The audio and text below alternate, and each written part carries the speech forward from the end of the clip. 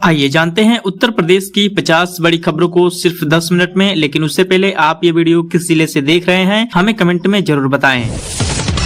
योगी का पुलिस को सख्त संदेश, गुंडागर्दी करने वालों पर तुरंत कार्रवाई का निर्देश। मुख्यमंत्री योगी आदित्यनाथ ने गोरखपुर दौरे के दौरान शुक्रवार सुबह गोरखनाथ मंदिर में आयोजित जनता दर्शन में विभिन्न जिलों से आए लोगों की समस्याएं सुनी। इस दौरान कमजोर वर्ग के लोगों ने कुछ दबंगों द्वारा डराने धमकाने की शिकायत की।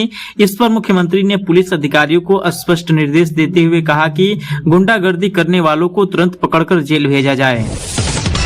घर वालों का दवा, मोनालिसा की आपत्तिजनक वीडियो के कारण डरी हुई है। महाकुंभ गर्ल से फिल्म हीरोइन बनने तक के सफर तय करने वाली मोनालिसा इन दिनों लव जिहाद के मुद्दे को लेकर चर्चा में बनी हुई है। मोनालिसा ने डायरेक्टर सनोज मिश्रा के साथ साथ अपने माता पिता पर भी गंभीर आरोप लगाए हैं। जहां सनोज मिश्रा ने इन आरोपों पर जवाब देते हुए पलटवार किया, वहीं अब मोनालिसा के माता पिता, बहन, रिश्तेदार और गाँव के लोगों ने भी उस पर कई तरह की कार्रवाई और गंभीर आरोप लगाए हैं। भाजपा को 20,000 रुपए से अधिक का कोई चंदा नहीं मिला। राजनीतिक दलों को मिलने वाले चंदे में 2024-25 के दौरान पिछले वित्तीय वर्ष के मुकाबले 161% की बढ़ोतरी दर्ज की गई है। इसमें सबसे बड़ा हिस्सा भाजपा के खातों में गया है। इस अवधि में भाजपा को अन्य सभी राष्ट्रीय दलों को मिले कुल चंदे से 10 गुना से भी ज्यादा राशि प्राप्त हुई। वहीं मायावती की बहुजन समाज पार्टी को 20,000 रुपए से ऊपर का कोई दान नहीं मिला है। मंत्री असीम अरुण करते रहे इंतजार, कन्नौज के डीएम नहीं पहुंचे। यूपी सरकार में मंत्री असीम अरुण ने गुरुवार शाम करीब 15 मिनट पहले कन्नौज के जिला अधिकारी का इंतजार किया, लेकिन उनके आने पर नाराज होकर कार्यक्रम बीच में ही छोड़ चले गए। यह घटना यूपी सरकार के 9 वर्ष पूरे होने पर आयोजित कार्यक्रम के दौरान हुई।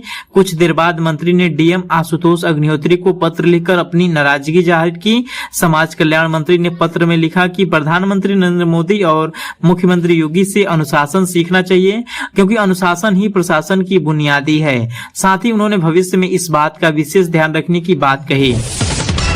कमर्शियल एलपीजी सिलेंडर के लिए अब जीएसटी रजिस्ट्रेशन जरूरी हो गया है। हालांकि यह नियम पहले से लागू था, लेकिन अब इसे सख्ती से लागू किया जा रहा है। इसका असर यह हुआ है कि 19 किलोग्राम वाले सिलेंडर के लिए एजेंसियों पर सुबह से शाम तक आने वाली कारोबारियों का भी काल भी भारी कम आ रही है।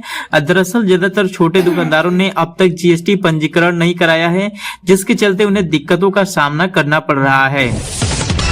यति नरसिंहानंद सरस्वती का बयान, हर हिंदू से इजराइल के समर्थन की अपील।